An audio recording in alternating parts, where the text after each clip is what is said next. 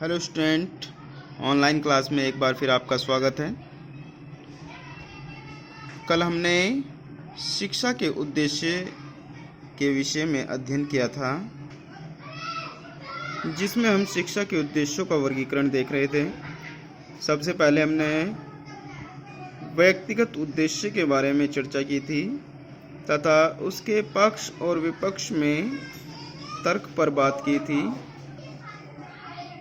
आज हम शिक्षा के दूसरे महत्वपूर्ण उद्देश्य सामाजिक उद्देश्य के बारे में चर्चा करेंगे तथा उसके पक्ष और विपक्ष के तर्कों की भी जांच करेंगे।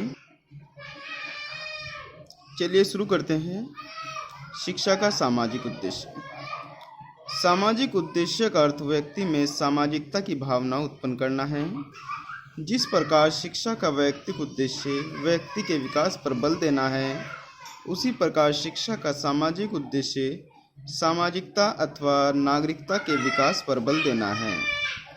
इस उद्देश्य का प्रतिपादन और समर्थन करने वाले दार्शनिकों और विचारकों का कहना है कि व्यक्ति एक सामाजिक प्राणी है। समाज से परे उसका कोई अस्तित्व नहीं है। वह समाज में ही पैदा होता है, उसी में ही रहता है, उसी में अपनी योग्यताओं का विकास करता है और उसी में अपना और अपने परिवार का जीविकोपार्जन करता है।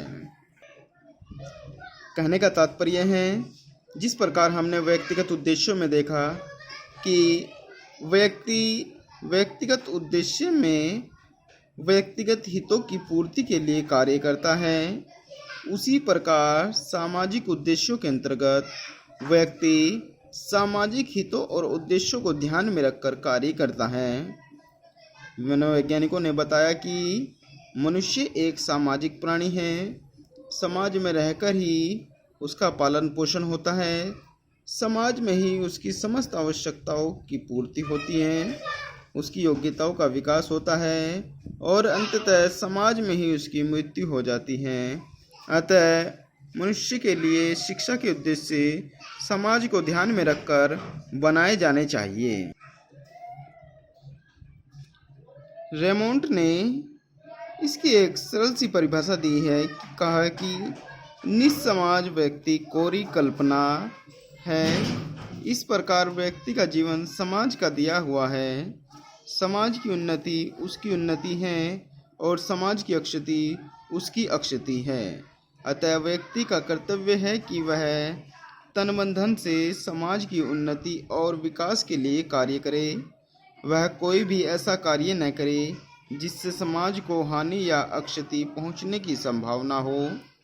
इस दृष्टि से शिक्षा का उद्देश्य व्यक्ति में ऐसी योग्यता और अक्षमता उत्पन्न करना होना चाहिए जिससे वह समाज की भलाई कर सके, समाज के हितों के लिए अपने हितों को त्याग की अग्नि में जला सके और समाज के दूसरे सदस्यों के साथ प्रेम, सहयोग व बंधुत्व के साथ रह सके। शिक्षा की व्यवस्था इस प्रकार होनी चाहिए जिससे समाज की आवश्यकताओं और आदर्शों की पूर्ति हो सके और व्यक्ति को समाज का एक आदर्श सामाजिक प्राणी बनाया जा सके। जिस प्रकार रेमोंड ने परिभाषित किया है कि बिना समाज के मनुष्य एक कोरी कल्पना है, यानी कि बिना समाज के मनुष्य की कोई कल्पना नहीं की जा सकती। इसलिए मनुष्य को समाज के हित में रखकर कार्य करना चाहिए, क्योंकि यदि समाज का लाभ होगा तो व्यक्ति का भी लाभ होगा और यदि समाज को हानि होगी तो व्यक्ति की भी हानि होगी। अब हम सामाजिक उद्देश्य के पक्ष में तर्क देखते हैं। नंबर 1, व्यक्ति और समाज में घनिष्ठ संबंध है। यह दोनों एक दूसरे के पूरक है, एक के बिना दूसरे का अस्तित्व नहीं है। समाज के हित में व्यक्ति का हित निहित है। व्यक्ति और समाज एक सिक्के के दो पहलू होते हैं, यानी कि बिना व्यक्ति के समाज नहीं है और बिना समाज के व्यक्ति नहीं है। इसलिए सामाजिक उद्देश्य जरूरी है। नंबर 2, व्यक्ति कुछ पार्श्विक प्रवृत्तियों को लेकर जन्म लेता है। इन प्रवृत्तियों का शोधन और मार्गांतरीकरण समाज में ही होता है। अच्छे सामाजिक पर्यावरण के अभाव में मनुष्य पशु ही बना रहेगा। अतः शिक्षा का सामाजिक उद्देश्य महत्वपूर्ण है। यानी कि शिक्षा समाज में भरी हुई है और बिना समाज के व्यक्ति पशु समान होता है। नंबर 3, समाज का हित और कल्याण तभी संभव है जब उसके सदस्य प्रेम, सहयोग, सहकारिता, बंधुत्व आदि सामाजिक गुणों से पूर्ण हो। इन गुणों के विकास के लिए शिक्षा में सामाजिक उद्देश्य का स्वीकार किया जाना आवश्यक है। नंबर 4, व्यक्ति का संपूर्ण जीवन समाज पर अवलंबित है।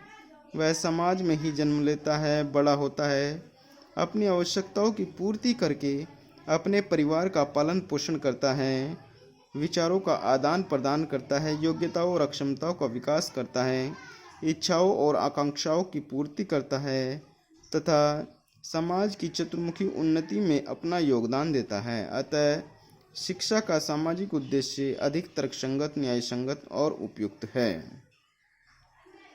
इसके बाद बात करते हैं, किसी भी शासन की सफलता उसके नागरिकों पर निर्भर करती है। अतः नागरिकों को आदर्श नागरिकता के गुणों से और समाज सेवा तथा देश प्रेम की भावना से परिपूर्ण होना चाहिए। इसलिए विद्यालयों में सामाजिक उद्देश्य के आधार पर ही बालकों को शिक्षा दी जानी चाहिए। नंबर 6, समाज में ही सभ्यता और संस्कृति का जन्म, रक्षण तथा पोषण होता है। इसलिए शिक्षा की व्यवस्था इस प्रकार की जानी चाहिए कि भावी पीढ़ी को इसका पूर्ण ज्ञान हो सके। इस दृष्टि से शिक्षा का सामाजिक उद्देश्य बहुत महत्वपूर्ण है। नंबर 7, व्यक्ति के विकास के लिए सामाजिक विकास आवश्यक है। अब हम बात करते हैं सामाजिक उद्देश्य के विपक्ष में तर्क की। नंबर 1, शिक्षा का सामाजिक उद्देश्य एक पक्षीय और एकांगी है क्योंकि यह व्यक्ति के सामाजिक विकास पर अधिक बल देता है। इससे व्यक्ति का सर्वांगीण विकास नहीं हो सकता। नंबर 2, शिक्षा का सामाजिक उद्देश्य मनोविज्ञान के अनुकूल नहीं है क्योंकि इसमें बालक की व्यक्तिक विभिन्नताओं की ओर ध्यान नहीं दिया जाता। इसके अनुसार बालकों की योग्यताओं, क्षमताओं, रुचियों, अभिरुचियों आदि पर ध्यान न देकर सबको एक ही प्रकार की शिक्षा दी जाती है। सामाजिक उद्देश्य के अनुसार शिक्षा प्रदान करने से व्यक्ति का व्यक्तिक विकास भली प्रकार से नहीं हो पाता, जिससे विज्ञान, साहित्य, संगीत आदि की प्रगति में बाधा पड़ती है।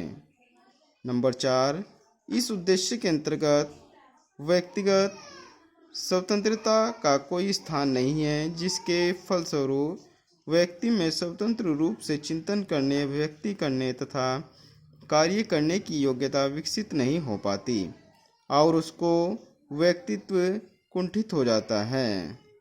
नंबर 5, इस उद्देश्य से व्यक्ति के सामाजिक विकास पर अधिक बल दिया जाता है, इसलिए उसके मानसिक, चारित्रिक, संवेगात्मक, नैतिक तथा आध्यात्मिक विकास की अपेक्षा की जाती है।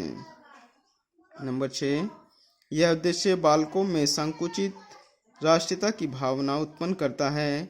इसके अनुसार शिक्षा प्राप्त करके बालक अपने समाज और राष्ट्र को ही सर्वोपरि, सर्वश्रेष्ठ और सर्वशक्तिमान मानते हैं और दूसरे समाजों और राष्ट्रों की घृणा करते हैं। इस भावना से अंतर्राष्ट्रीय सद्भावना पैदा होने में बाधा पड़ती है और महायुद्धों की संभावना बढ़ती है। नंबर 7, सामाजिक व्यक्ति के ऊपर यह धारणा काल्पनिक है। समाज के विकास के लिए व्यक्ति का विकास आवश्यक है। किसी भी व्यक्ति में सामाजिक कुशलता पैदा करने के लिए उसकी व्यक्ति का विकास किया जाना चाहिए। इसलिए शिक्षा का सामाजिक उद्देश्य अधूरा है।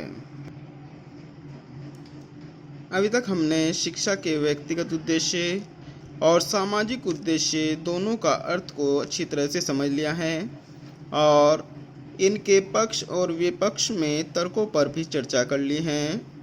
इन सभी तर्कों पर चर्चा करने से हमें ज्ञात होता है कि शिक्षा के उद्देश्य में हम केवल व्यक्तिगत उद्देश्य को नहीं रख सकते और न ही केवल सामाजिक उद्देश्य को रख सकते।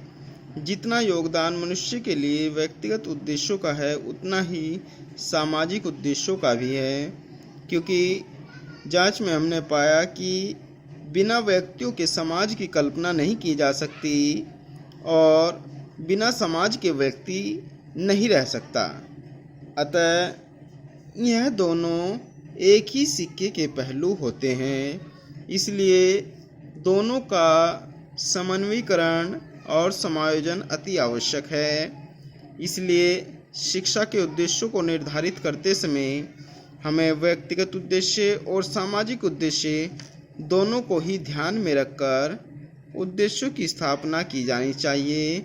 तभी हम एक उच्च और आदर्श शिक्षा की स्थापना कर सकते हैं। मैकाइवर ने भी इस बात को स्पष्ट किया है कि सामाजिकरण और व्यक्तिकरण एक ही प्रक्रिया के दो पक्ष हैं, यानी कि समाज के द्वारा ही व्यक्ति का विकास होता है और व्यक्ति ही समाज का विकास करते हैं, अर्थात व्यक्ति और समाज एक दूसरे पर निर्भर होते हैं। इसी कड़ी में रेमोंड ने भी स्पष्ट किया है कि व्यक्ति की पूर्णता और समाज का कल्याण होना चाहिए, अर्थात व्यक्ति की पूर्णता भी होनी चाहिए और समाज का कल्याण भी होना चाहिए। ऐसे ही शिक्षा के उद्देश्यों को निर्धारित किया जाना चाहिए। तो आज हमारा शिक्षा के विभिन्न उद्देश्य, व्यक्तिगत और सामाजिक उद्देश्य स्पष्ट हुए हैं। कल हम इसके अगले भाग को लेकर आपके सामने उपस्थित होंगे। धन्यवाद।